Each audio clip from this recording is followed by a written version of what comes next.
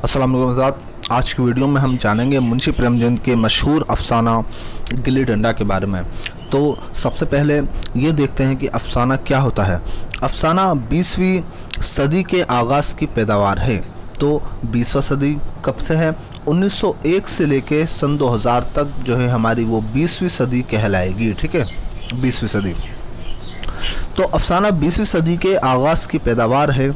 तेज़ी से बदलते हुए ज़माने का साथ देने वालों के लिए मुख्तसर अफसाना ख़ास कशिश रखता है।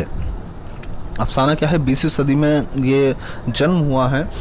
तेज़ी से बदलते हुए ज़माने का साथ देने वाले लोगों के लिए मुख्तसर अफसाना ख़ास कशिश रखता है। जो तेज़ी से बदलते हुए ज़माने के बारे में जानना चाहते हैं, बदलते हुए ज़माने के साथ रहते हैं, तो वो अफसाना उनके लिए काफ़ी जो है महत्वपूर्ण हो जाता है। अच्छा, अब अफसाना क्या होता है? अफसाना बताते हैं। अफसाना उस कहानी को कहते हैं जिसमें ज़िंदगी की सच्चाइयों का बयान होता है। यानी कि अफसाना क्या है? अफसाना वह कहानी है जिसके अंदर ज़िंदगी की सच्चाइयों का बयान होता है। नकादों ने नकाद यानी कि जो किसी चीज़ की परख रखते हैं। ठीक है, परख रखते हैं, जिसको अच्छा बुरा, किसी चीज़ की अच्छाइयाँ बुराइयाँ और ख़ास ख्याल के बारे में बता पाते हैं, उनको कहते हैं नकाद। तो नकादों ने अफसाने की मुख्तलिफ तारीफ़ें बयान की हैं। तो नकादों ने, जो स्पेशलिस्ट हैं, उन्होंने नकादों ने अफसाने की मुख्तलिफ तारीफ़ें बयान की हैं। एक नकाद ने कहा है कि अफसाने ऐसी नशरी तख्लीक है जो एक नशिस्त में पढ़ी जा सके। तो एक ऐसी नशरी तख्लीक है, नसरी यानी कि जो कहानी से जुड़ी हुई है, नज़म से हटकर। अब एक नकाद ने कहा है कि अफसाना एक ऐसी नसरी तख्लीक है। ठीक है, तो नसरी यानी कि जो स्टोरी वाला जो पार्ट होता है उसको बोलते हैं नसरी, और नज़मी जो होता है, पोइट वाला, जो पोएम्स वाला पार्ट होता है, उसको कहते हैं नज़मी। अफसाना ऐसी नशरी तख्लीक है जो एक ही नशिस्त में पढ़ी जा सके। एक और नकाद का कौल है कि अफसाने में बुनियादी चीज़ वहदत तासिर है। नकादों का ये भी कहना है कि अफसाने के किरदार हमारी ज़िंदगी और तजुर्बों से मुताबिकत रखते हैं। यानी कि हमारी ज़िंदगी और तजुर्बों से जुड़े हुए होते हैं अफसाने के अंदर। अफसाना कहानी इख्तिसार के साथ ज़िंदगी के किसी अहम गोशे को हमारे सामने पेश करता है। अफसाना यानी कि कहानी इख्तिसार के साथ ज़िंदगी के किसी अहम गोशे को हमारे सामने पेश करता है। मुख्तसर होने की वजह से वाक़यात में झोल होने के अंदेशे भी कम होते हैं। यानी कि वाक़यात में जो मिलावट होती है, यानी कि जो झूठे सच्ची बातें मिला दी जाती हैं, उन सब की जो अंदेशा है कम होता है। अफसाना निगार मुशाहिदा और इंसानी नफ्सियात का मुताला करते हैं। ठीक है, इंसानी नफ्सियात यानी कि ह्यूमन साइकोलॉजी का जो है वो मुशाहिदा करते हैं। उर्दू के अहम अफसाना निगारों में प्रेमचंद, अली अब्बास हुसैनी, सआदत हुसैन मिंटो, असमत चुगताई, राजेंद्र सिंह बेदी, कृष्ण हैदर, गुलाम अब्बास कुर्तनील हैदर, इंतज़ार हुसैन नाम लिए जा सकते हैं। उनके बाद अफसाना निगारों की एक बड़ी तादाद भी हमारे सामने आ चुकी है। उर्दू की अदबी इसनाफ में अफसाने का मर्तबा बहुत बुलंद है।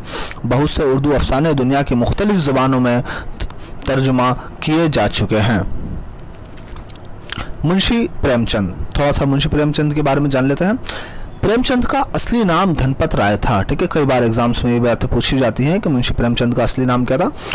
प्रेमचंद का असली नाम धनपत राय था। वो बनारस के एक छोटे से गांव में पैदा हुए। उनके वालिद डाक खाने में मुलाजिम थे। बनारस के छोटे से गांव में वो पैदा हुए। उनके जो वालिद थे, उनके वालिद डाक खाने में छोटे से मुलाजिम थे, यानी कि डाक खाने में, पोस्ट ऑफिस में काम करते थे। इब्तदाई तालीम गांव में हासिल की। उर्दू और फ़ारसी की इब्तदाई तालीम के बाद, यानी कि मुंशी प्रेमचंद जी ने उर्दू और फ़ारसी की जो तालीम है वो हासिल की। उर्दू और फ़ारसी की इब्तदाई तालीम के बाद इंटर्न्स का इम्तहान पास किया। प्राइमरी स्कूल में टीचर हो गए। तालीम का सिलसिला जारी रखा। BA की डिग्री हासिल की। प्रेमचंद को तालिब इल्म के ज़माने से ही मज़ामीन लिखने का शौक़ था। यानी कि जब वो स्टूडेंट थे तभी से उनको जो है मज़ामीन ऐसे लिखने का शौक़ था। आइए जानते हैं उनके बारे में। इसरार महाबत। ठीक है, इसरार महाबत के नाम से उनका पहला नॉवेल बनारस के एक रिसाले में शाये होना शुरू हुआ। तो इसरार जो महाबत है उन्होंने बनारस में पहला रिसाला जो है शाये किया। बाद में वो रिसाला ज़माने के लिए पाबंदी से मज़ामीन और अफसाने लिखने लगे। तो बाद में उन्होंने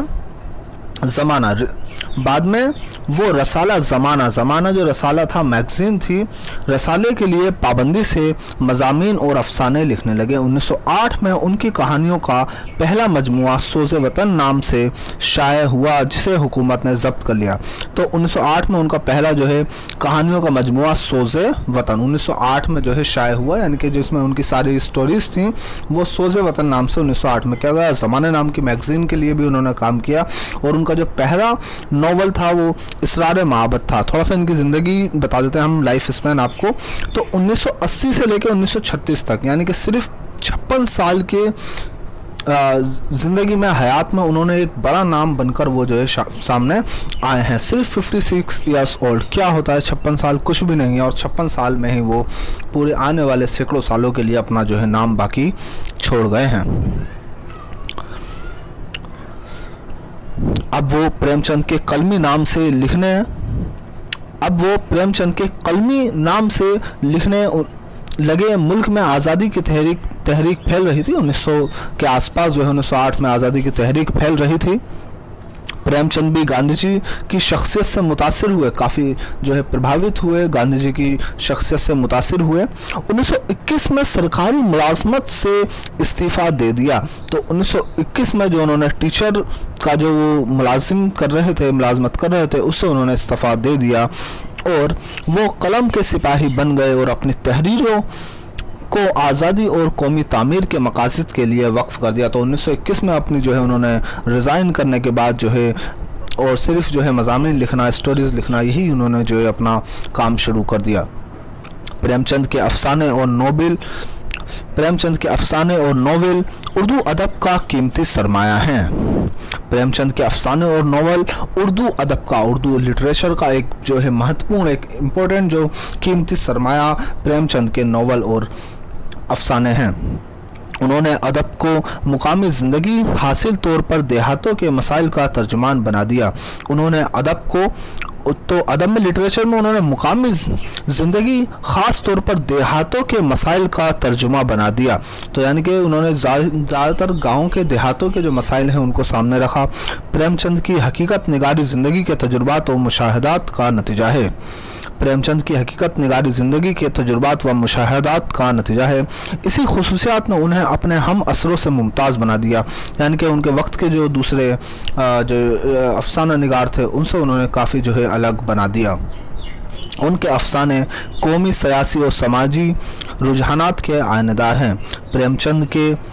प्रेमचंद ने नावल और अफसानों के अलावा ड्रामे और मज़ामीन भी लिखे। ठीक है, तो काफ़ी उन्होंने जो है नावल और अफसानों के अलावा उन्होंने ड्रामे और मज़ामीन भी लिखे हैं। ठीक है, तो ड्रामे आप चैनल को सब्सक्राइब कर दें ताकि आपको भविष्य में और जो बेहतर जो हम ड्रामे, नोवेल हैं जिनके बारे में हम आपको बताएंगे, ताकि आपको उनकी जो है जानकारी जल्द से जल्द मिल जाए, तो चैनल को ज़रूर सब्सक्राइब कर दें। उनके अफसानों के नुमाइंदा मजमूआ कौन सा है? उनके अफसाने देख लेते हैं। उनके जो इम्पोर्टेंट अफसाने हैं, प्रेम 25, प्रेम 40, ज़ाद राह, आखिरी तोहफ़ा और वारदात हैं। तो उनके जो नावल और अफसानों के अलावा जो ड्रामे और जो मज़ामीन हैं उनमें काफ़ी जो है फेमस कौन से हैं? उनके अफसानों के नुमाइंदा मजमूए जो बिल्कुल नुमाइंदा हैं, प्रेम 25, प्रेम 40, ज़ाद राह, आखिरी तोहफ़ा, लास्ट गिफ्ट और वारदात हैं।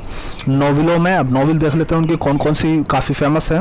नोवेलों में बेवा, बाज़ार हुस्न, गोशा आफियत, मैदान अम्ल, चौगाने हस्ती और कुआदा बहुत मशहूर हैं। ठीक है, तो ये उनके जो नॉवेल्स हैं काफ़ी फेमस हैं, ये आपको पता होना चाहिए ताकि जो है एग्ज़ाम के लिहाज से आप इनको जो है काफ़ी लिख सकें। तो उनके नावल कौन से हैं? बेवा, बाज़ार हुस्न, गोशाए आफियत, मैदान अम्ल, चौगाने हस्ती और कुआदा बहुत मशहूर हैं। और जो उनके अफसानों के नुमाइंदे मजमूए हैं, प्रेम 25, प्रेम 40, ज़ाद राह, आखिरी तोहफ़ा और वारदात हैं। तो ये कुछ उनके जो है मशहूर ड्रामे, नोवेल और जो है उनके अफसाने हैं। आइए अब उनका एक अफसाना देखते हैं हम, काफ़ी मशहूर और मज़ेदार अफसाना गिल्ली डंडा। तो शुरू करते हैं हम गिल्ली डंडा। मुंशी प्रेमचंद क्या कहते हैं गिल्ली डंडा के बारे में, आइए देखते हैं। हमारे अंग्रेज़ खां दोस्त चाहे माने या ना माने, जो अंग्रेज़ खां हैं, अंग्रेज़ी बोलने वाले जो हमारे दोस्त हैं, वो माने या ना माने, मैं तो ये ही कहूँगा कि गिल्ली डंडा सब खेलों का राजा है। तो मुंशी प्रेमचंद कहते हैं हमारे चाहे दोस्त माने या ना माने, मैं तो यही कहूँगा कि गिल्ली डंडा जो है वो तो खेलों का राजा है। अब भी जब कभी लड़कों को गिल्ली डंडा खेलते देखता हूँ तो जी लोटपोट हो जाता है कि उनके साथ जाकर खेलने लगूं। ना ला मैदान की ज़रूरत है, ना शंगार नेट की, ना बल्ले की। ठीक है, तो दोबारा देख लेते हैं। ना लाइन, ठीक है, ना लाइन मैदान की ज़रूरत है, ना शिंगार नट की, ना बल्ले की। तो ना ही जो हमें शिंगार जो है नट चाहिए, ना बल्ला चाहिए।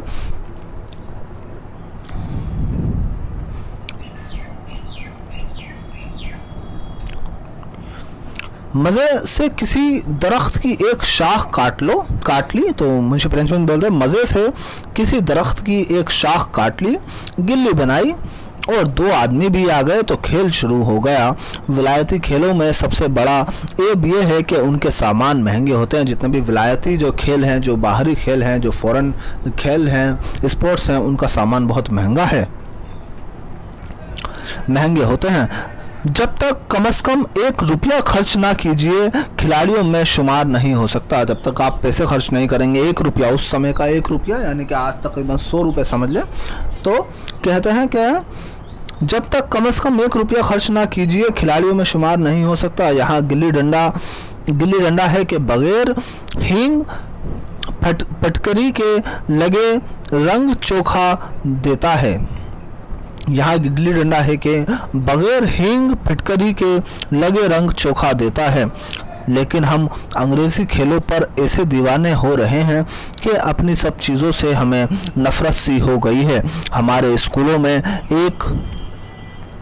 स्कूलों में एक लड़के से 3-4 रुपये सालाना सिर्फ खेल की फीस ली जाती है। किसी को ये नहीं सूझता कि हिंदुस्तानी खेल खिलाएं जो बगैर पैसे कौड़ी के खेला जाता है। तो हमारे स्कूल में मुंशी प्रेमचंद कहते हैं बच्चों से स्पोर्ट्स के नाम पे पैसा लिया जाता है, क्यों ना हिंदुस्तानी खेल खिलाए जाएं ताकि उनसे जो है बिना कौड़ी के खेला जा सके, यानी कि बिना पैसे के, बिना फीस के वो खेल सकें। अंग्रेज़ी खेल उनके लिए हैं जिनके पास रुपया है। बेचारे गरीब लड़कों के सिर पर फिजूल खर्चियाँ क्यों मंडते हो? ठीक है, गिल्ली से आंख फूट जाने का अंदेशा रहता है तो क्या क्रिकेट से सर फट जाने का तिल्ली फट जाने का, टांग टूट जाने का खदशा नहीं रहता? अगर हमारे माथे पर गिल्ली लग जाने का दाग आज तक लगा हुआ है तो हमारे कई दोस्त ऐसे भी हैं जो बल्ले से घायल होने का सर्टिफिकेट भी रखते हैं। तो मुंशी प्रेमचंद कहते हैं कि अगर गिल्ली लगती है तो बल्लों से भी जो है सर फट जाता है। खैर, ये तो अपनी अपनी पसंद है। बचपन की यादों में गिल्ली डंडा ही सबसे शेर याद है। वो अली अलसबाह घर से निकल जाना, वो दरख्तों पर चढ़कर टहनियाँ काटना, गिल्ली डंडे बनाना, वो जोश व खरोश, वो लगन, वो खिलाड़ियों के जमखड़े, वो पदना, वो पदाना, वो लड़ाई, वो पिदना, ठीक है, पिदना बोलते हैं किसी को थोड़ा सा फीलिंग करवाना, वो पिदना और पिदाना, वो लड़ाई झगड़े, वो बेतकल्लुफ़ सादगी जिसमें छूत छात गरीब अमीर की कोई तमीज़ ना थी, यानी कि जिसके अंदर कोई डिस्क्रिमिनेशन, कोई भेदभाव नहीं था, जिसमें अमीर ना चोचलों और गुरूर और ख़ुद नुमाई की गुंजाइश न थी। ठीक है, तो जिसमें अमीराना चोचलों और गुरूर और ख़ुद नुमाई की गुंजाइश न थी, उसी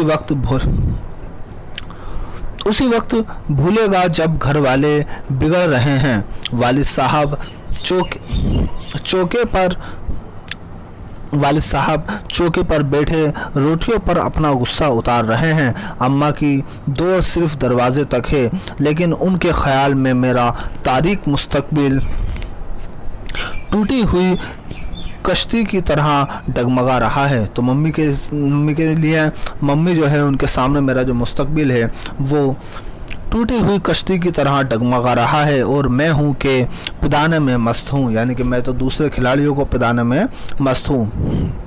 ना नहाने का ख्याल है, ना खाने का। गिल्ली है तो ज़रा सी, मगर इस दुनिया भर की मिठास और आशिकों का लुत्फ भरा हुआ है।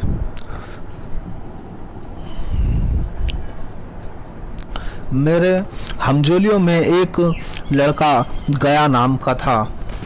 ठीक है, तो बताते हैं, मेरे हमजोलियों में एक लड़का गया नाम का था। मुझसे 2-3 साल बड़ा होगा।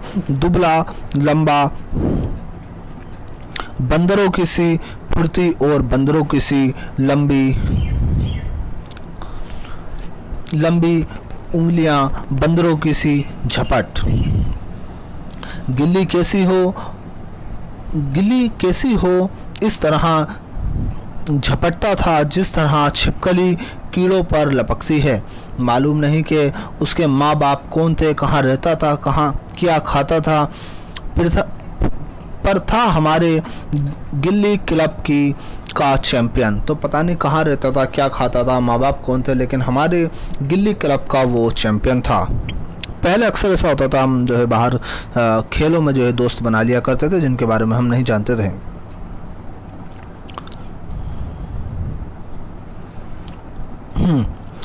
गिल्ली क्लब का चैंपियन, जिसकी तरफ वो आ जाए उसकी जीत यकीनी थी।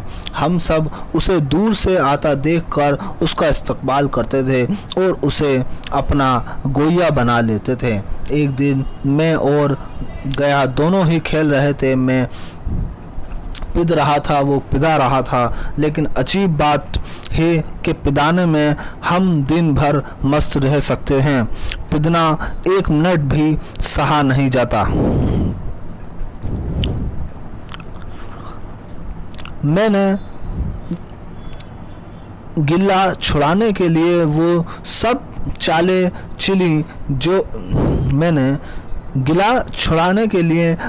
चालें चली जो ऐसे मौके पर खिलाफ़े कानून होते हुए भी काबिले माफ़ी हैं। यानी कि जो भी चीटिंग कर सकते थे वो सब मैंने करने की कोशिश की, खिलाफ़े कानून होते हुए भी काबिले माफ़ी हैं।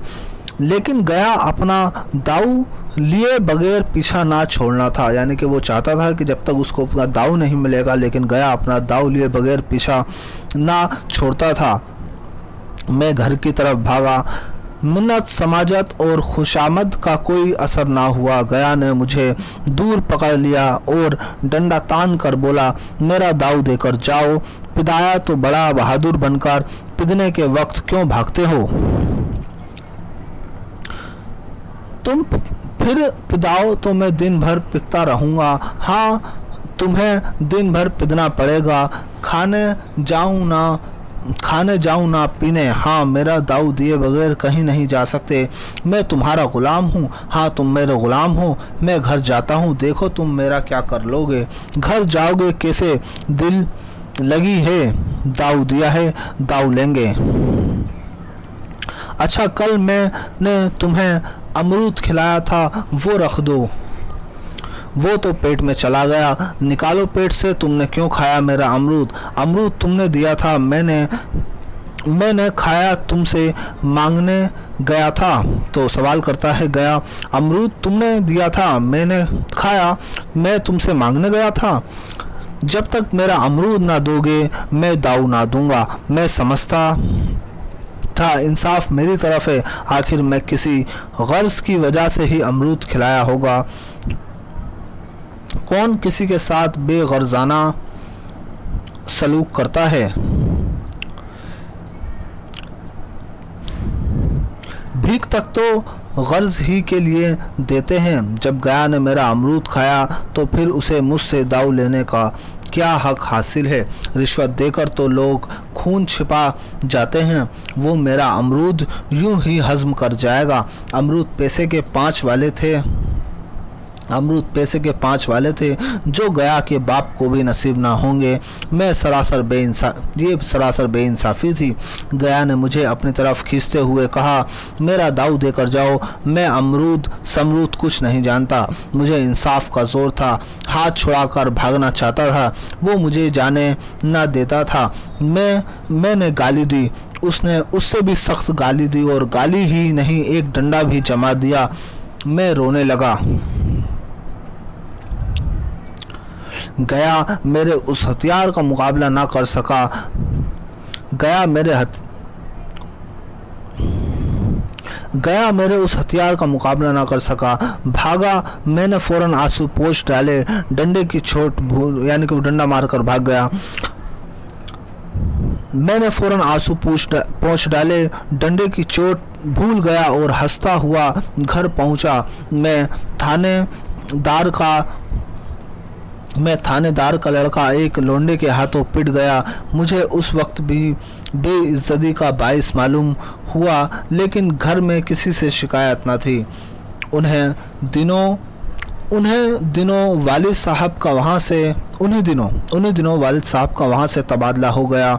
नई दुनिया देखने की खुशी में ऐसा भूला कि अपने हमजोलियों से जुदा होने का बिल्कुल अफसोस न हुआ। वालिद साहब अफसोस करते थे, ये बड़ी आमदनी की जगह थी। अम्मा भी अफसोस करती थी, यहाँ सब चीज़ें सस्ती थी और मोहल्ले की औरतों से लगाव सा हो गया था। लेकिन मैं मारे खुशी के फूला ना समाता था। लड़कों से शेखी बघार रहा था। वहाँ ऐसे घर थोड़े ही होते हैं।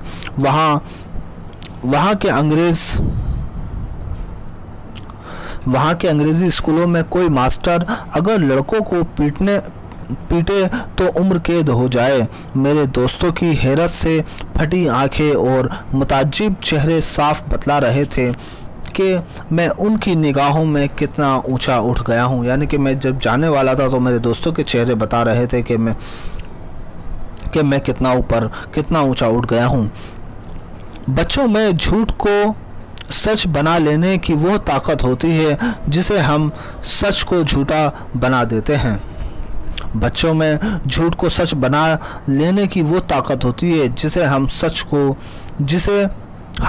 जो सच को झूठा बना देते हैं नहीं समझ सकते। दोस्त कह रहे थे, तुम खुशकिस्मत हो भाई, हमें तो इसी गांव में जीना भी और मरना भी है।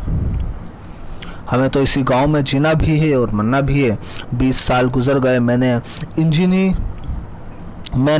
इंजीनियरिंग पास की है और किसी ज़िले का दौरा करते हुए इसी कस्बे में पहुंचा और डाक बंगले में ठहरा। उस जगह को देखते ही बचपन की इस कदर दिलकश और शेर याद ताज़ा हो उठी कि मैंने छड़ी उठाई और कस्बे की सैर को निकला। आंखें किसी प्यारे मुसाफिर की तरह बचपन के उन मुकामात को देखने के लिए बेताब थीं जिनके साथ कितनी ही यादगारें वाबस्ता थी। लेकिन इस मानूस नाम के अलावा वहाँ कोई शनासा नहीं मिला। जहाँ खंडर था वहाँ पक्के मकान खड़े थे, जहाँ बरगद का एक पुराना दरख्त था वहाँ अब एक खूबसूरत बागीचा था। इस जगह का काया पलट हो गई थी। अगर इसके नाम और निशान का इल्म ना होता तो मैं इसे पहचान भी ना सकता था। वो पुरानी यादगारें बाहें फैला कर अपने पुराने दोस्तों के गले लिपटने के लिए बेकरार हो रही थी, मगर वो दुनिया बदल गई थी। जी चाहता था कि मैं ज़मीन से लिपट कर रोऊं और कहूं कि तुम मुझे भूल गए लेकिन मेरे दिल में तुम्हारी याद ताज़ा है। यानी कि मैं ज़मीन से लिपट कर कहूं कि तुम मुझे भूल गई लेकिन मेरे दिल में तुम्हारी याद ताज़ा है।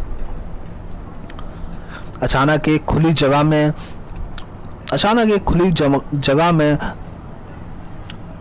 मैंने 2-3 लड़कों को गिल्ली डंडा खेलते देखा। एक लम्हे के लिए मैंने अपने आप को बिल्कुल भूल गया और मैं एक ऊंचा अफसर हूँ, साहबी ठाठ है, रोब और अख्तियार के लिबास में हूँ।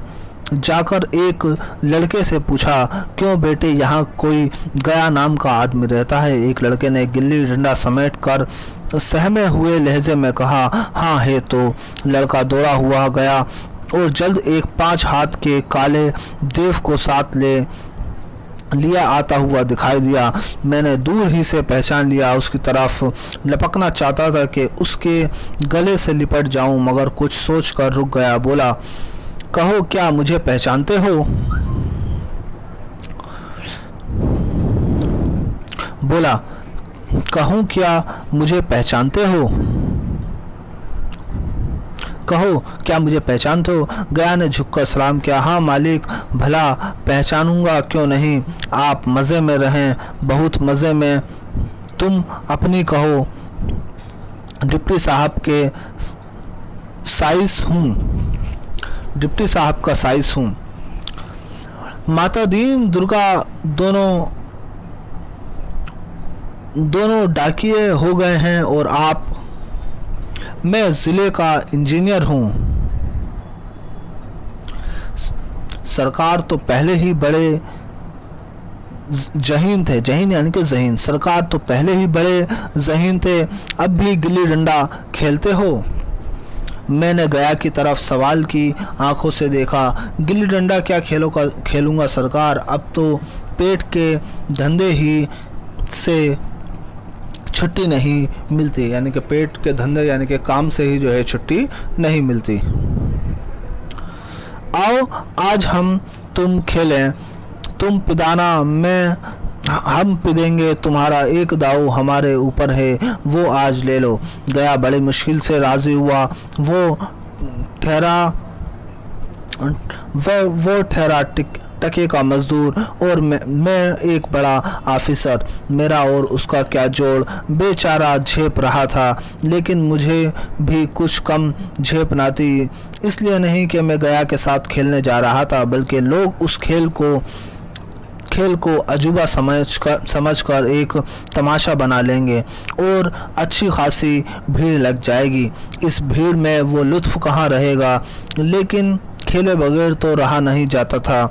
आखिर फैसला हुआ, दोनों बस्ती से दूर तन्हाई में जाकर खेलेंगे। वहाँ कौन देखने वाला बैठा होगा। मज़े से खेलेंगे, बचपन की मिठाई को खूब मज़े लेकर खाएंगे। मैं गया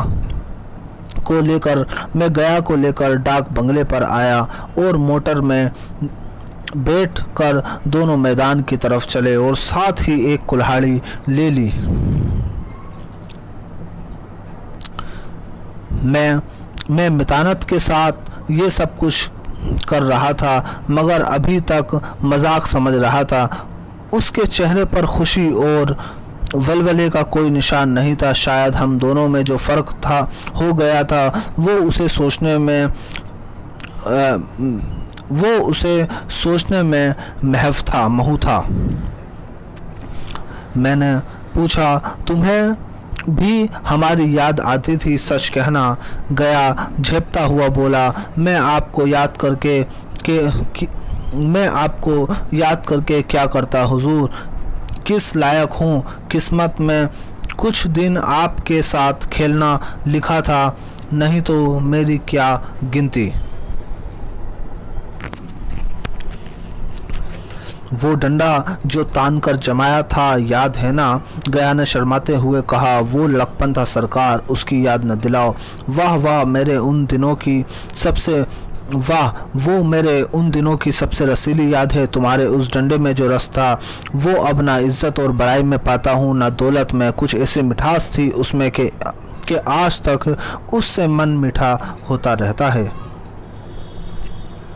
इतनी देर में हम बस्ती से कोई 3 मील निकल आए थे। चारों तरफ सन्नाटा था। मगरिब की तरफ कोसों भीमताल फैला हुआ था, जहां आकर हम किसी वक्त कनवल के फूल तोड़ने जाते थे और उसके झुमके बनाकर कानों में डाल लेते थे। जून की शाम केसर में डूबी चली आ रही थी। मैं लपक कर दरख्त पर चढ़ गया और एक शाख काट लाया।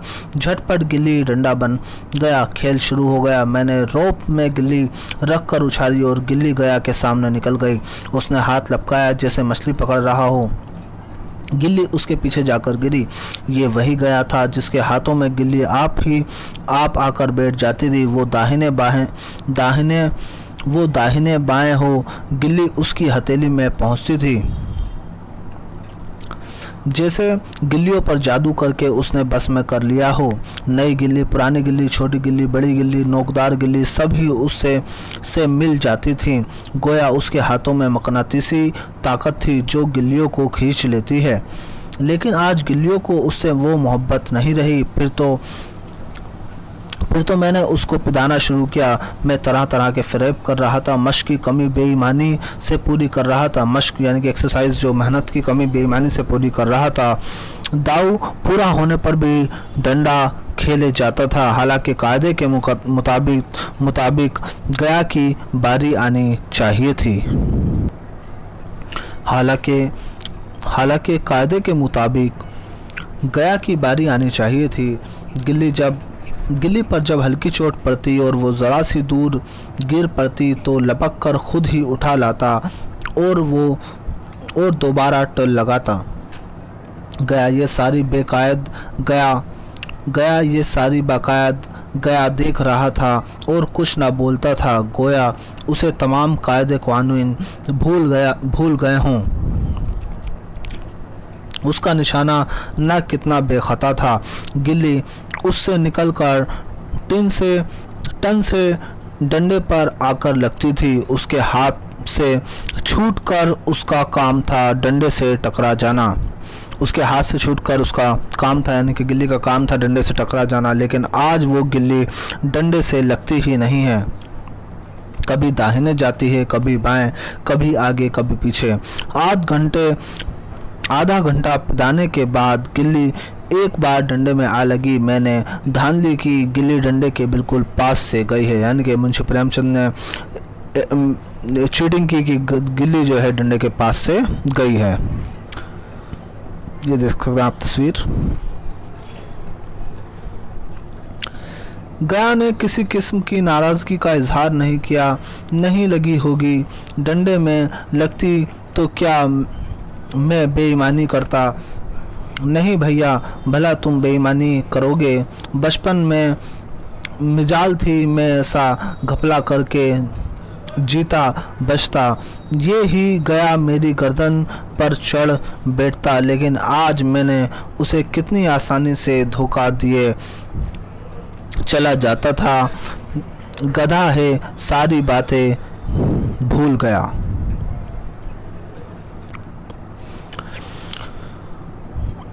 अचानक गिल्ली डंडे में लगी और इतने ज़ोर से लगी जैसे बंदूक छूटी हो। इस सबूत के मुकाबिल मुझे किसी तरह का फ़रेब चलने का हौसला उस वक्त भी ना हो सका। लेकिन क्यों ना एक बार सच को झूठ बनाने की कोशिश करूं।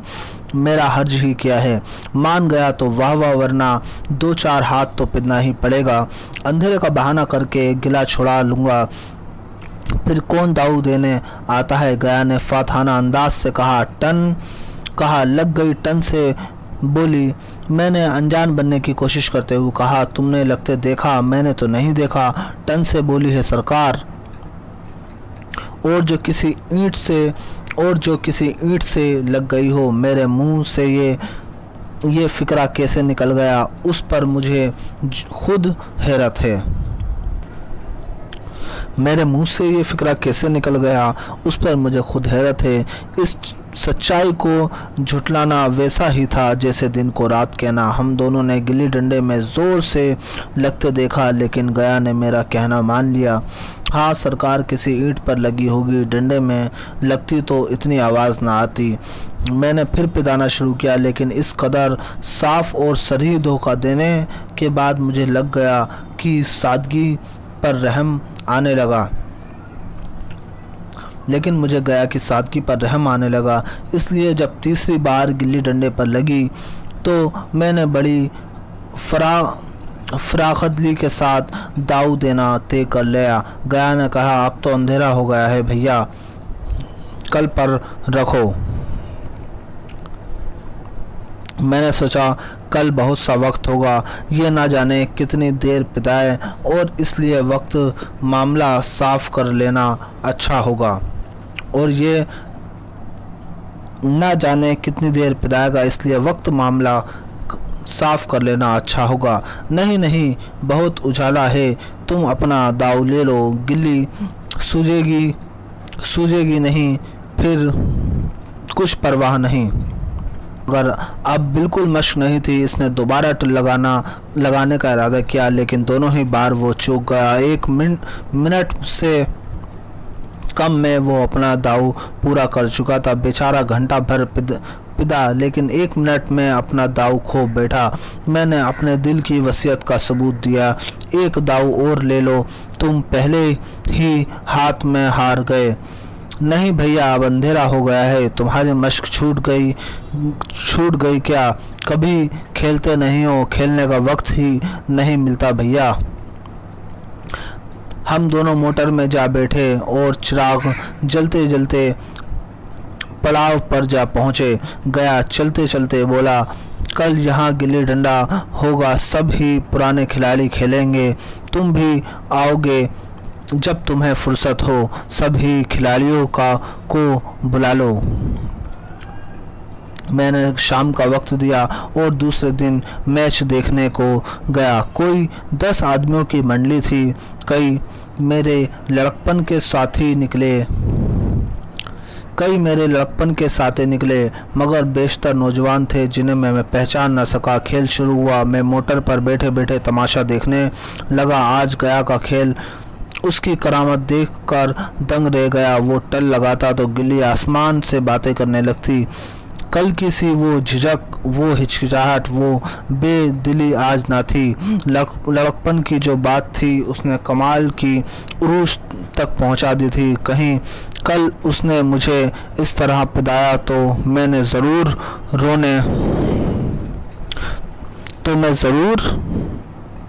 रोने लगता। इस डंडे की चोट खाकर गिल्ली 200 गज की खबर लाती थी। पिटने वालों में एक नौजवान ने कुछ बदइनवानी की। उसका दावा था कि मैंने गिल्ली दबोच ली है। गया का कहना था कि उछली है। इस पर दोनों में ताल ठोकने की नौबत आई। नौजवान दब गया। गया का तमतमाया हुआ चेहरा देखकर वो डर गया। मैं खेल में न था, मगर दूसरों के इस खेल में मुझे वही लड़कपन का लुत्फ आ रहा था जब हम सब कुछ भूल कर खेल में मस्त हो जाते थे। अब मुझे मालूम हुआ कि गया कल मेरे साथ खेला नहीं, बल्कि खेलने का बहाना किया। उसने मुझे रहम के काबिल समझा। मैंने धामली की बेईमानियाँ की। उसे ज़रा भी गुस्सा न आया, इसलिए कि वो खेल न रहा था, मुझे खिला रहा था, मेरा जी देख रहा था। वो पिदाकर मेरा कचूमर निकालना नहीं चाहता था। अब मैं अफसर हूँ, ये अफसरी मेरे उसके दरमियान एक दीवार बन गई है। मैं अब उसका लिहाज पा सकता हूँ, अदब पा सकता हूँ, लेकिन उसका हमजोली नहीं बन सकता। लड़कपन था तब मैं उसका साथी था, हम में कोई भेद ना था। यह ओहदे पाकर अब मैं उसके रहम के काबिल हूँ। मुझे अब वो अपना जोड़ नहीं समझता। वो बड़ा हो गया है, मैं छोटा हो गया हूँ। तो ये प्रेमचंद की गिल्ली डंडा अफसाना था। आइए देखते हैं कुछ सवाल जवाब। मुसन्निफ ने गिल्ली डंडे को खेलों का राजा किस बुनियाद पर कहा है? तो वही है कि गिल्ली डंडा जो है इसमें पैसे नहीं लगते हैं। किसी भी पेड़ की डाल तोड़ो, शाखा तोड़ो और उससे खेलने लग जाओ। गया के दाव से बचने के लिए ज़िला इंजीनियर ने कौन सी चाल चली? तो गया के दाल से बचने के लिए वो कह रहे थे आज देर हो गई है और काफ़ी जो है बहाने किए थे। मुसन्निफ को यह एहसास क्यों कर हुआ कि गया उससे जानबूझ कर हार रहा था? अगले दिन जब मुसन्निफ ने प्रेमचंद का जो खेल देखा तो उन्हें अंदाज़ा हो गया था कि कल जो है ये हमारे साथ जो है चाल चल रहा था। अगर आप गया की जगह होते तो आपका रवैया कैसा होता? तो इस तरह के मज़ेदार अफसाने, कहानी, नॉवेल, ड्रामे पढ़ने के लिए आप हमारे चैनल को ज़रूर सब्सक्राइब कर दें।